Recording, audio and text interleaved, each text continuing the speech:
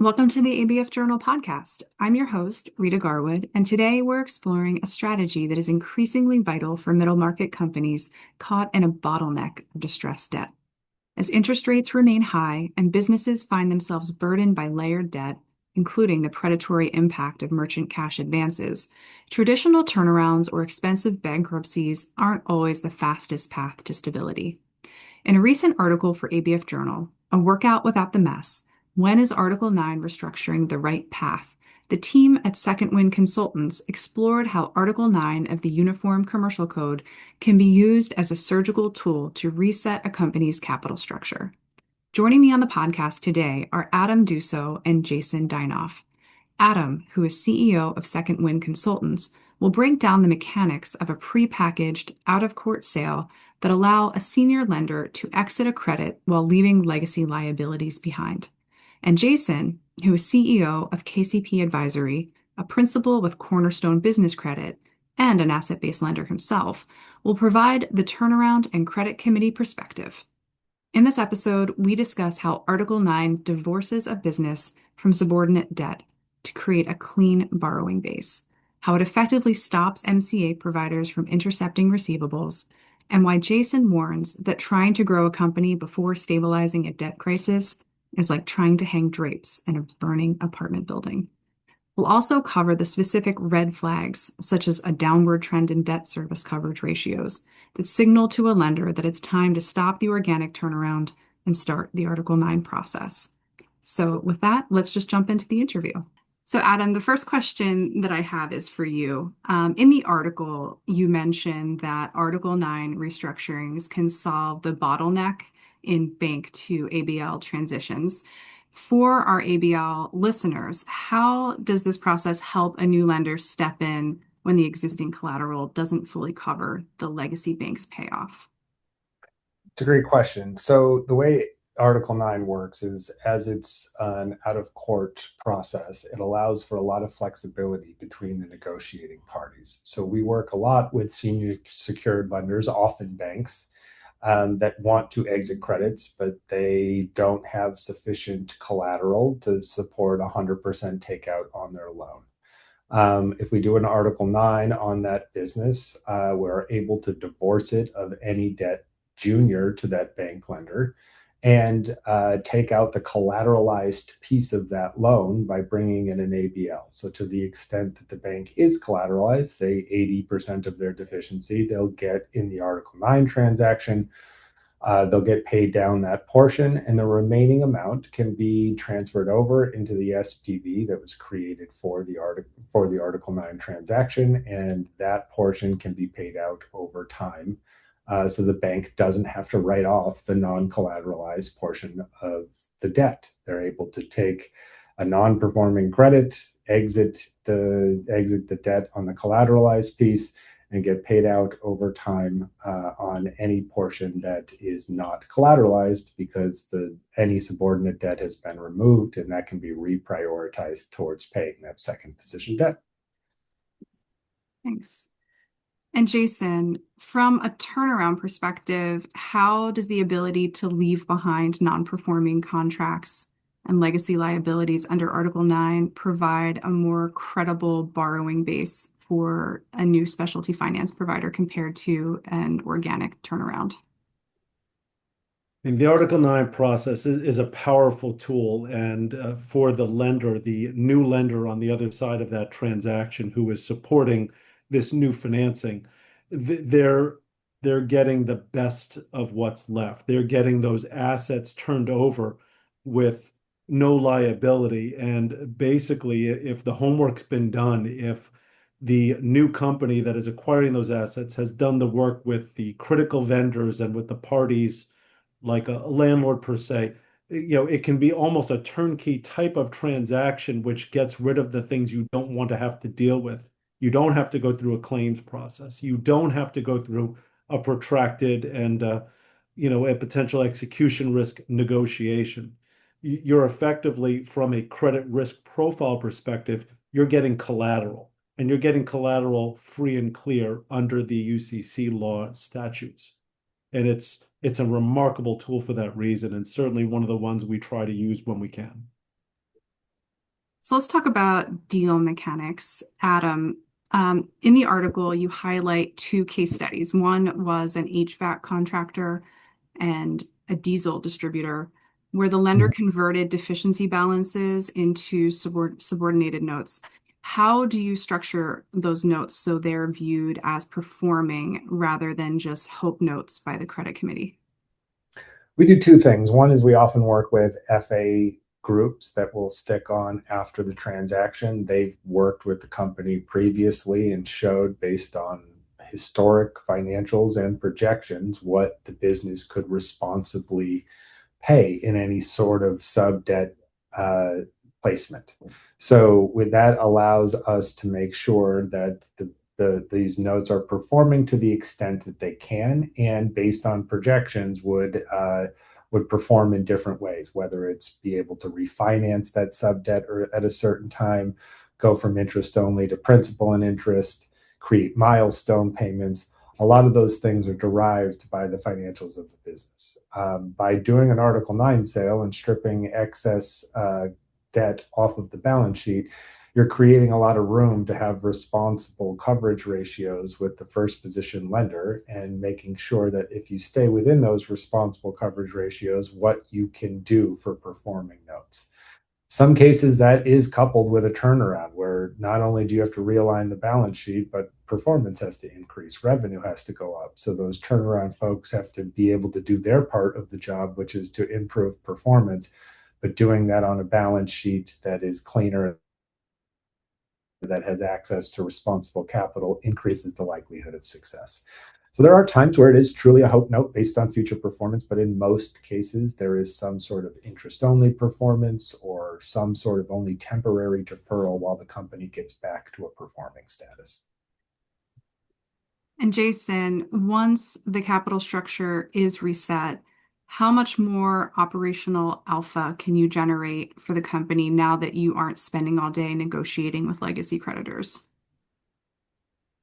Just to tack on to what Adam had said, though, as well, in the Article 9 process, unlike a fair amount of the different instruments available for restructuring, you've really maximized the recovery value for the benefit of the lenders. And so when we talk about hope note or promise to pay opportunities after the secured piece, you really have a lot more available for those parties versus all of the other hands that are usually out for some kind of piece of that recovery. It's definitely much more aligned towards maximizing that. Having said that, when we talk about Operation Alpha, what we're really talking about is the fact that this is a crisis situation. And in crisis, the ability to focus on the operation, the ability to focus on anything other than the crisis is very hard. We have always said we need to stabilize first. I often tell clients, including just yesterday, I said to someone, you've got a lot of great ideas about the future of this business, and it sounds good, but it reminds me of trying to hang drapes in a burning apartment building. And unfortunately, until we put that fire out, I really can't tell how good the drapes look from here. And so getting that crisis stabilized, and an Article 9 is a good instrument for that, because by stabilizing what is creating most of the noise traffic and getting to focus on the operating activity of the business is critical, especially if there are efficiencies, opportunities for improvement. It might be technology-based, it might be new contract-based, and certainly, someone who's looking for a new service provider is going to be looking for someone who they can rest assured is going to perform those duties. And so it could be a gateway to new business, to helping to access opportunities it didn't have before. There's a lot more you can do on that side of the transaction than you can in the middle of the crisis. But getting to see that you can get there and access is very hard to do until you've stabilized. For sure. So I wanted to talk about MCAs and how to counteract them. I know that, they're kind of the bane of every asset-based lender's existence these days. Adam, in the article, you noted that MCA providers often ignore standstill provisions and use UCC 9 406 notices to intercept receivables. How does the Article 9 process effectively reset the board and stop these predatory distractions from crippling the business? An Article 9 is a sale of all of a company's assets under Article 9 of the Uniform Commercial Code. It's actually the same Article 9 that they are referencing in those 406 notices. It's the very one and the same. And what we are doing in an Article 9 sale is actually going to the senior secured lender and selling the assets through them, which sells the assets free and clear of their UCC.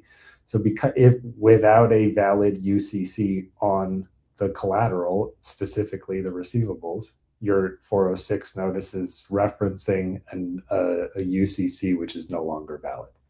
So by selling the assets, you remove of their validity to be able to send the notice to begin with, and the buyer takes those assets free and clear of any liens or encumbrances.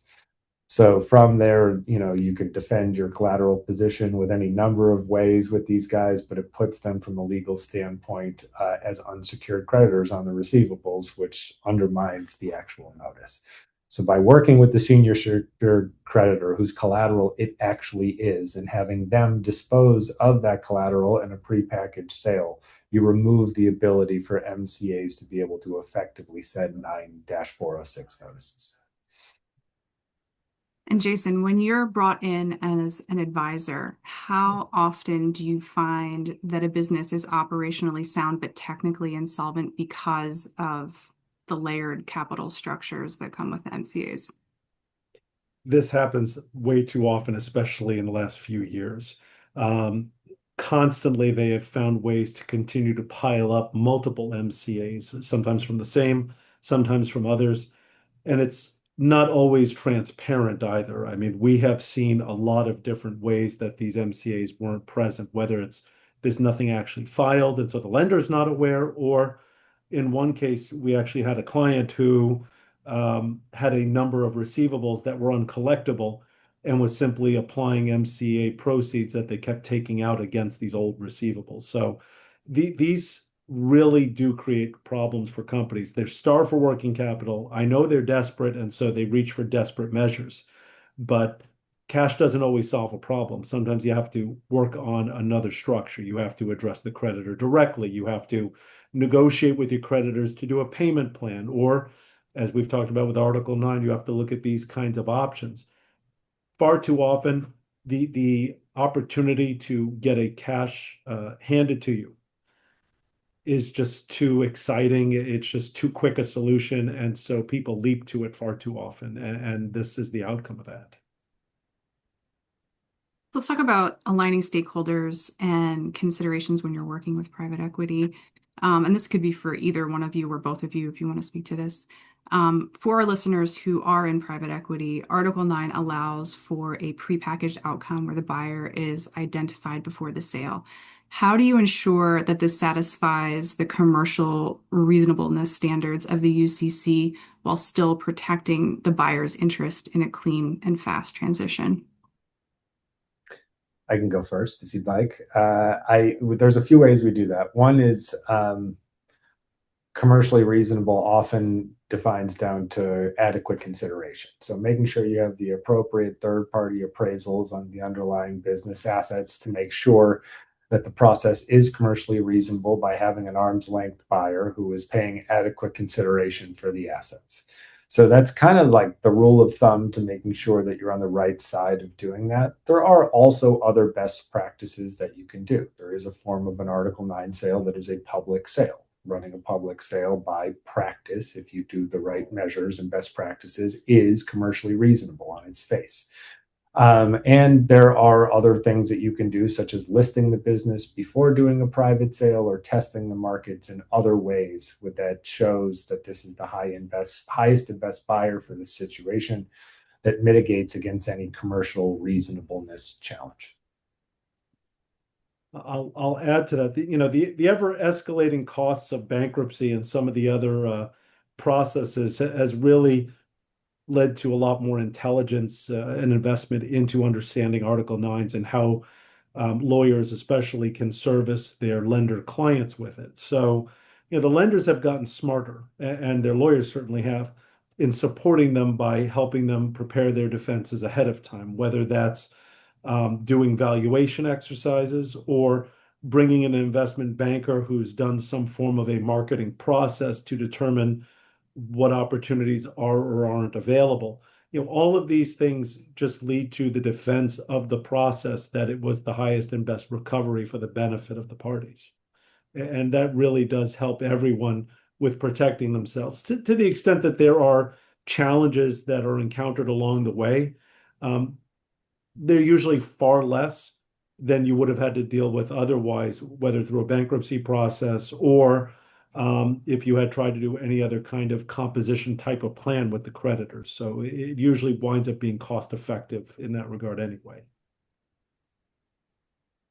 So just to wrap things up, if you're looking at the current economic climate, interest rates are still higher than they, have been in the past.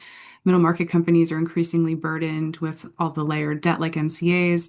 Do you see Article 9 restructuring becoming the new normal for out-of-court resolutions? And if you're a lender or a PE sponsor sitting on a troubled credit today, what's the one red flag that tells you it's time to stop the organic turnaround and start the Article 9 transactional process? And that could be for either of you too.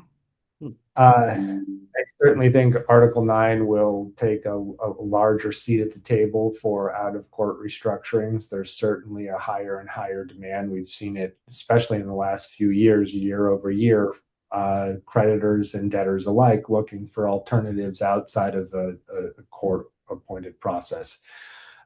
So Article 9 will certainly take a large position of that. I think generally the market is going to look for a lot of out-of-court processes, including, ABCs in certain states, deed in lieu of foreclosure when it's relevant, and anything that avoids the roadblocks that are presented to middle market companies filing efficient bankruptcies. Bankruptcy will also take its piece. There are certain fact patterns based on the underlying case where bankruptcy is the best way to discharge of the obligations. But I think the demand for out-of-court proceedings are going to stay very high. And if I am a PE or sponsor or a lender, if you're tracking the performance of the company and it drops below a responsible coverage ratio on its debt stack, that's when you put it on a watch list. And as it gets closer and closer to that 1.0, it is time to reach out to consider a restructuring while you're still in a position where they can support your debt and maybe not the debt below you. So if you're following borrowing bases or financials on a regular cadence, you should be able to calculate a debt service coverage ratio, and being able to understand if you see that on a downward trend. The sooner you get involved, the more value there is to preserve, the better it is for everybody in the capital stack to get that done.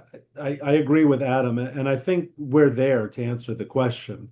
We're there insofar as ever since the changes in the bankruptcy code in 2005, it really did force the market to look at all the other vehicles, some of which, frankly, predated bankruptcy as a tool, but just didn't have the same power of bankruptcy. But the reliance on them has actually started to force lawmakers to start looking into it. There's uniform opportunities being put together for the ABC process that used to only exist at a state-by-state level, for example, to try to make it more uniform across various states. So, the world is trying to support the other vehicles. I won't call them out of court. Each one of them has kind of some reliance on a process, if you will. But receivership, ABC, Article 9, bankruptcy, certainly we see a fair amount of those things. And, we do try to work with counsel to apply the best tool belt. But as far as determining when we have to stop trying to do a turnaround, for example, and look to one of those tools, it's definitely contingent upon the situation. We had one recently where we thought we'd come up with a plan to address all of the different obligations and debts of the company. And during the due diligence with the lender, we actually found significant additional secured debts that no one had known existed. They had been put in place from pension guarantee funds, amongst others, and they were so astronomical that there was just no affordability. And the decision was made, well, the management team is willing to buy the company and they are not the owners. And so we decided to realign towards an Article 9 immediately. It depends on the situation. If you can't afford the debts, if there's truly no way to do it, whether it's through a discount, an organic out of court process, Article 9 certainly is very attractive for fast cutting obligations and turning the company in very turnkey without the multiple weeks of delay for noticing and court appearances and motions for use of cash and to manage payroll and all of those things. It certainly is attractive for those reasons to avoid any kind of continuous business disruption. So it's one of the key items in our tool belt. Okay. Well, Adam and Jason, thank you so much for being on the podcast today. And for everyone listening out there, as I mentioned in the introduction, please take a look at the article that we've been referring to throughout the podcast today. It's called A Workout Without the Mess. When is Article 9 Restructuring the Right Path? You can see that on abfjournal.com. We will have a link to it with this podcast. Thank you both for being on the podcast again, and everyone have a great day. Thank you.